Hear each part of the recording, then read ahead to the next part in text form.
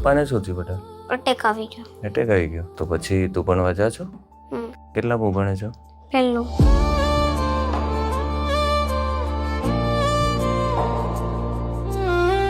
તો પછી અત્યારે તમારે શું શું જરૂર પડે, શું તકલીફ પડે છે?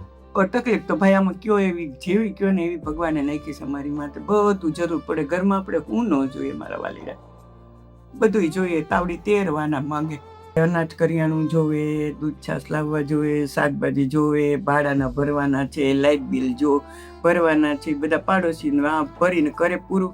પછી દાદા હમણાં મહિના દીથી જાય, હજી એક પગાર ન થયો.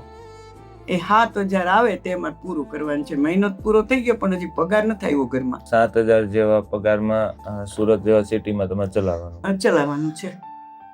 હજી આવે તે સાચો, હજી આવ્યો નથી, પગાર ન થયો ભાઈ. અને બીજી શું શું જરૂર પડે? બીજી કપડાં જોઈએ, બધું જોવે. હું ન જોવે.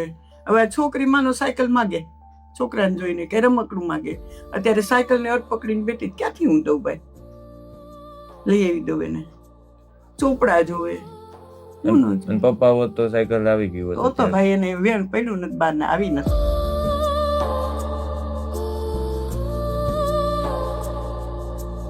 હમણાં જ એક પરિવારને મળવા આવ્યા છે અને પરિવારમાં મુખ્ય વ્યક્તિ ભાઈનું હાર્ટ એટેકથી અવસાન થયેલું છે. જે ઘરના મુખ્ય હતા, કમાવનાર એક જ વ્યક્તિ હતા અને એમના મમ્મી પપ્પા અને એમના દીકરી સાથે રહેતા હતા. પણ હાલ અત્યારે ખાસ જરૂરિયાત છે અત્યારે અનાજ કરિયાણાની.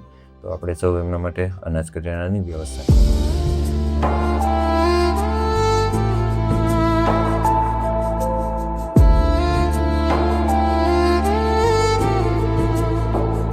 તો અત્યારે દાદી, દાદા અને આ 6 વર્ષની દીકરી એમને જે પણ અનાજ કરિયાણાની જમવામાં તકલીફ પડતી હતી તો એ માટે એમની જરૂરિયાત મુજબ અનાજ કરિયાણાની વ્યવસ્થા કરી છે અને આજે આ અનાજ કરિયાણું એમના સુધી પહોંચાડ્યું છે. અને આ અનાજ કરિયાણા માટે એચઆરકે હેલ્પ ગ્રુપ દ્વારા 3 અલગ અલગ દાતાઓ દ્વારા રામ ભરોસે સહયોગ પ્રાપ્ત થયો છે.